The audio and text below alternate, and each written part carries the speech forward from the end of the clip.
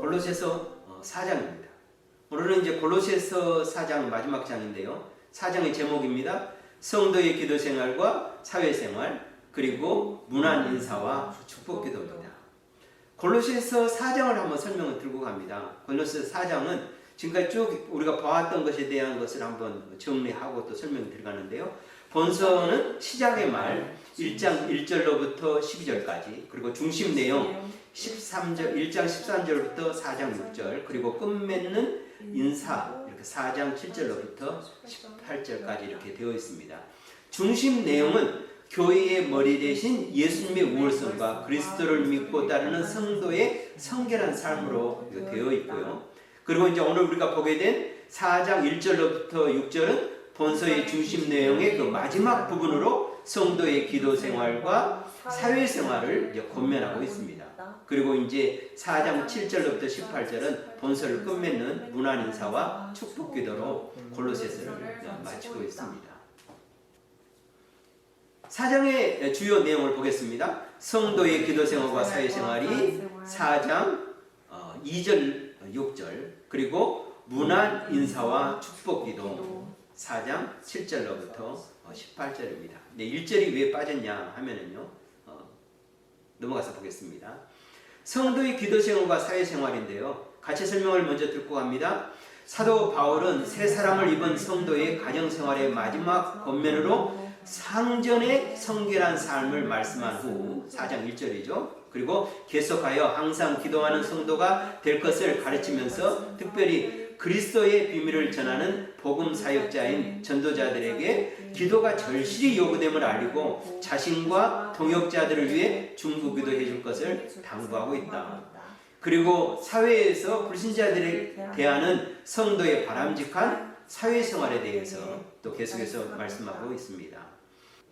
첫 번째, 상전들에 대한 말씀입니다. 새 사람을 입은 성도의 가정생활, 상전의 성결한 삶인데, 이것은 3장 뒷부분에 연결돼서 4장 1절까지 이어진 말씀인데, 말씀 같이 봅니다. 상전들아, 의와 공평을 종들에게 베풀지니 너희에게도 하늘에 상전이 계심을 알지어다. 이전에 이제 종들이 상전에게 대한 하는 말이었죠. 그런데 이제 4장 1절은 상전이 이제 종에게 해야 될 말입니다. 윗사람이 아랫사람에게 할 때 어떻게 해야 되냐 할 때 두 가지를 말씀하죠. 의와 공평으로 하라. 의롭게 하라. 그리고 공평하게 하라. 그리고 왜 그러냐? 너희에게도 하늘에 상전이 계심을 알지 못하느냐 할지어다. 하늘의 상전은 누구 말씀이죠? 하나님이시죠. 하나님의 상전이기 때문에, 너희도 상전이기 때문에 이 세상에서 그 주인은, 또 뭐 회사 같으면 오너는, 아니면 보스, 위에 사람은 아랫 사람에게 의와 공평으로 하라. 왜? 하늘의 상전, 하나님도 의와 공평으로 하시기 때문에 그렇습니다. 근데 여러분 어떻습니까? 이 세상은 의롭습니까? 공평합니까? 이게 좀 부족하죠. 세상은 의롭지가 못해요, 어떻게 보면. 그리고 공평하지 못합니다. 세상이 공평하면 얼마나 좋을까? 그래서 하나님은 이 세상을 어떻게 그러면 이렇게 운영하시는가? 모든 섭리를, 하나님께서 모든 것을 다스리시는데, 모든 것을 경영하시는데 어떻게 하시냐? 하나님의 세상을 운영하는, 경영하는 방법은 뭐다? 의와 공평입니다. 하나님에는 조금도 불의가 없고, 하나님은 조금도 불공평한 것이 없습니다. 그래서 우리가 이 세상에 살아갈 때 항상 어떻게 살아야 되냐, 어떤 가치로 살아야 되냐 하는 것인데, 우리가 의롭게 살려고 노력해야 되고, 그 다음에 공평해야 됩니다. 이 공평은 어떤 공평이냐면요, 윗사람이 아랫사람뿐만 아니라 우리 자신, 나에 있어도 내가 공평해야 됩니다. 나를 대할 때도 공평하고 다른 사람을 대할 때도 공평해야 됩니다. 근데 우리는 어때요? 자기 자신은 굉장히 관대하잖아요.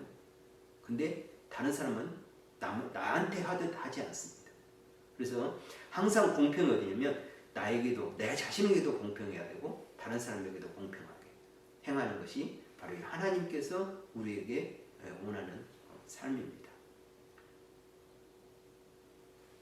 그리고 이제 계속해서 성도의 기도 생활에 대해서 말씀합니다. 2절부터 4절인데요. 같이 말씀을 봅니다. 기도를 계속하고 기도에 감사함으로 깨어 있으라. 또한 우리를 위하여 기도하되 하나님이 전도할 문을 우리에게 열어주사 그리스도의 비밀을 말하게 하기를 구하라.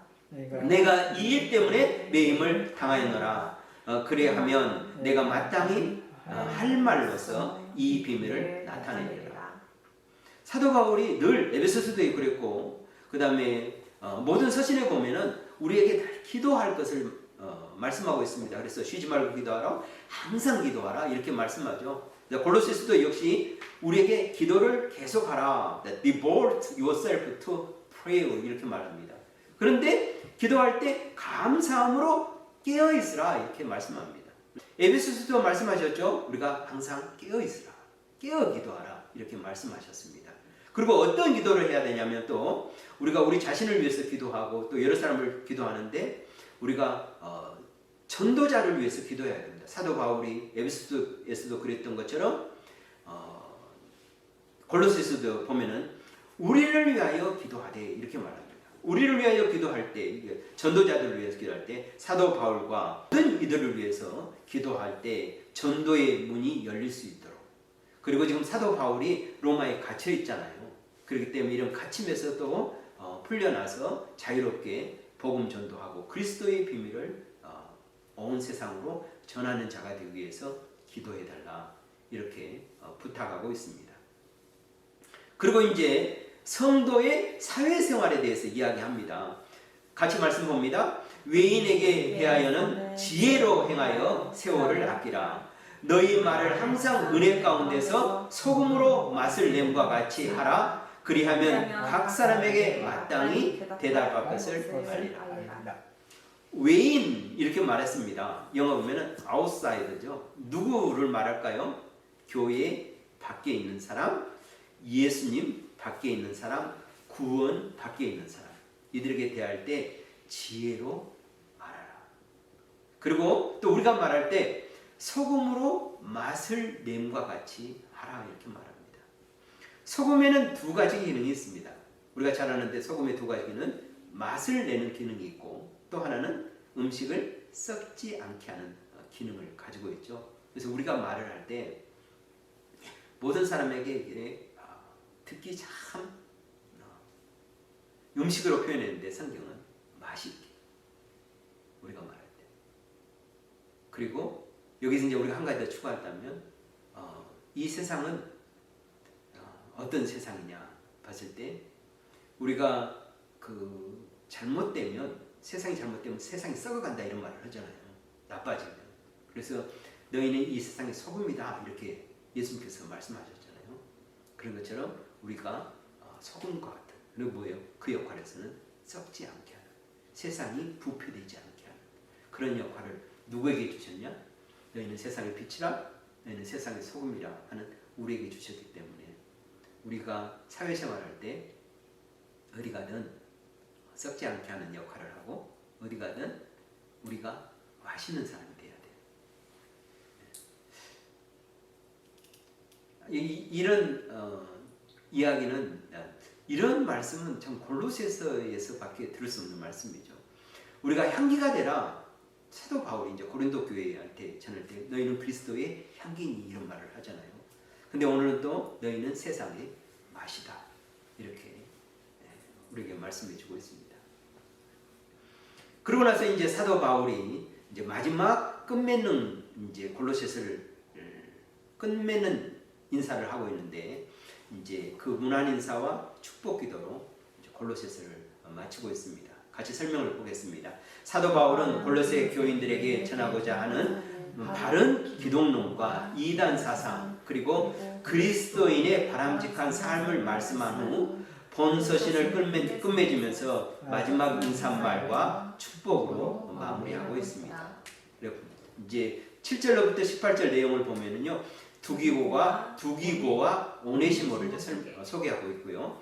바울과 함께 문안을 보내는 동역자들을 또 이야기해주고 있고, 그리고 라우디게아 교회의 문안과 아키포에 대한 당부의 말을 하고 있고, 그다음에 골로새 교회를 향한 축도로 이렇게 마치고 있습니다. 그럼 먼저 두기고와 오네시모의 소개입니다. 7절부터 9절인데요.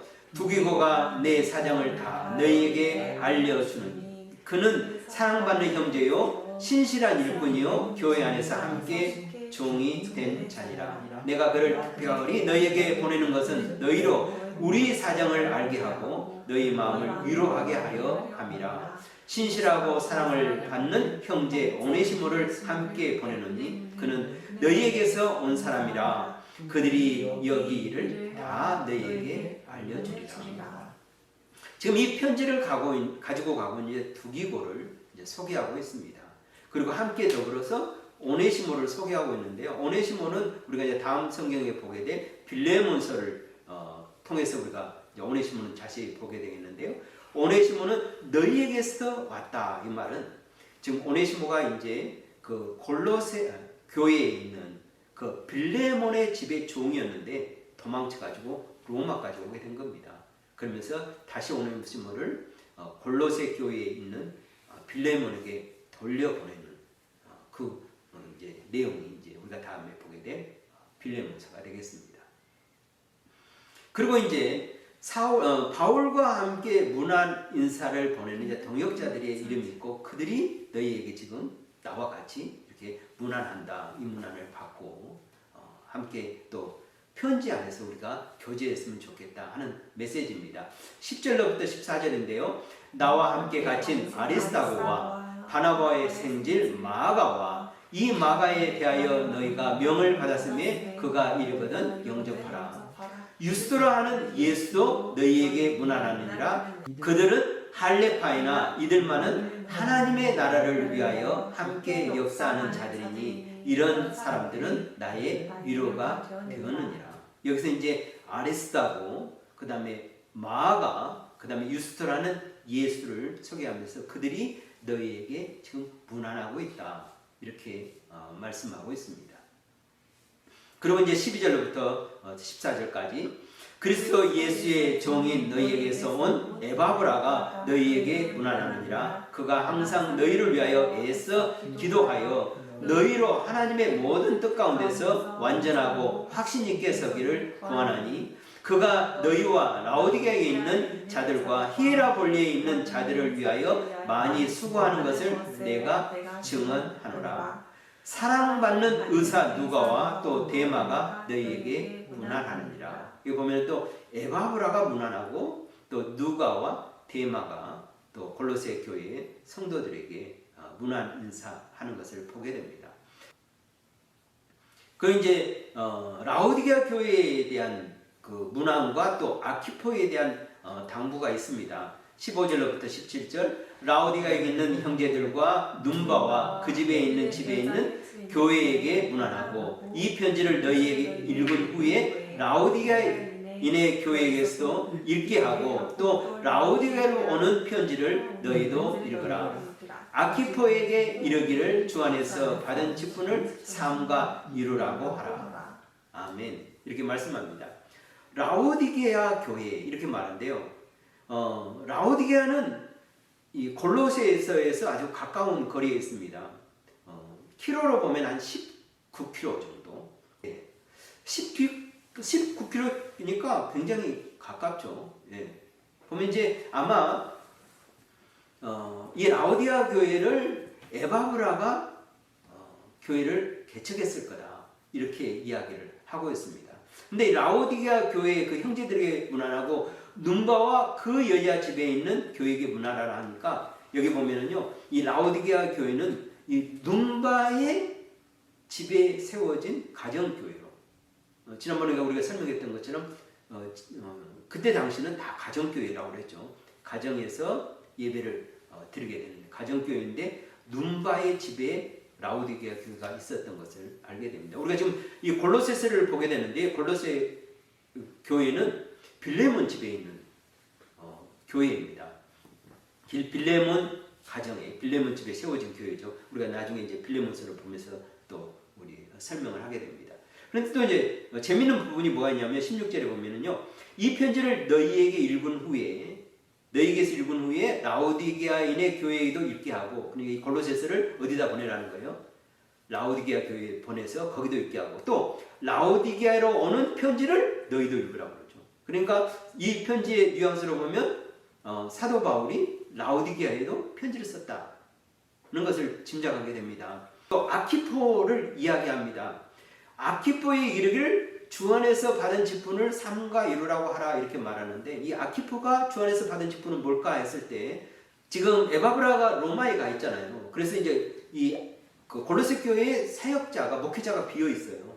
그런데 사실 목회자를 비워놓은 것이 아니라 에바브라가 로마에 갈 때 이 골로새 교회를 누구에게 맡겼냐 하면 아키포에게 골로새 교회의 사역을 맡겼을 거다. 그래서 이제 사도 바울이 아키포에게 이르기를 주 안에서 받은 직분을 삼가 이루라고 하라 하는 것은 골로새 교회의 목회자로서 이 직분을 잘 감당하라 이렇게 당부하고 있는 내용으로 이렇게 보고 있습니다. 이제 마지막 절인데요. 골로새 교회를 향한 사도 바울의 이제 축복 기도입니다. 축도라고 보게 되는데요. 나 바울은 친필로 문안하노라 내가 메인 것을 생각하라. 은혜가 너희에게 있을지어다. 아멘. 기도가 아주 짧죠. 예. 은혜가 너희에게 있을지어다. 자, grace be with you. 예수님께서는 peace be with you 이렇게 말씀했는데, 오늘 사도 바울은 grace be with you 이렇게 말씀하면서 성경을 맺고 있습니다. 골로새서가 우리에게 주는 교훈입니다. 성도는 기도와 복음 전도와 성결한 삶으로 믿지 않는 불신자들을 구원하는 일에 최선을 다해야 한다. 모든 교회와 성도는 그리스도 안에서 지체로 하나 되었기 때문에 서로 협력하여 하나님 나라의 확장을 위해 힘을 다함으로써 머리이신 그리스도를 기쁘시게 하는 거룩한 삶이 되어야 한다. 아멘. 골로새서 4장 성도의 기도 생활과 사회생활 그리고 문안 인사와 축복 기도였습니다. 기도하겠습니다. 하나님 아버지 참으로 감사합니다. 우리에게 은혜를 베풀어 주셔서 골로새서를 통하여 은혜를 받게 하여 주시고, 특별히 교회의 머리 되신 예수님을 우리가 깊이 알아갈 수 있도록 은혜 주셔서 감사합니다. 이제 우리가 예수님이 그리스도이심을 알고 또 우리가 예수님을 통하여 그리스도인 되게 하여 주셨사오니 참된 그리스도인으로서 살아가기 부족없는 저희들 다 될 수 있도록 하나님 은혜 다하여 주시옵소서. 골로새서의 말씀처럼 우리가 이 세상에 살아가는 자 되게 하여 주시고, 이 세상의 어떤 어려움이나 어떤 이단의 유혹으로부터 능히 믿음을 지켜가는 저희들 다 될 수 있도록 은혜 주시옵길 간절히 바라고 원하며, 거룩하신